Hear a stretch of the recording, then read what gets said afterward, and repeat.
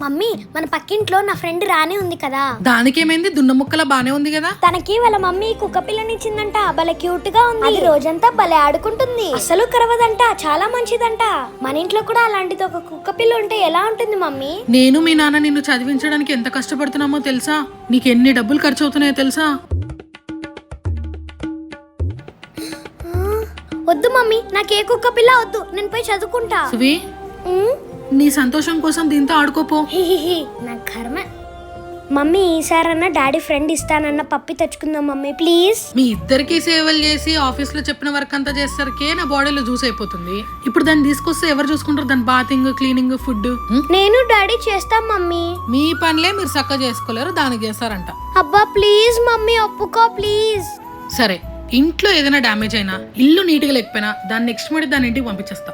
Okay, thank you mummy.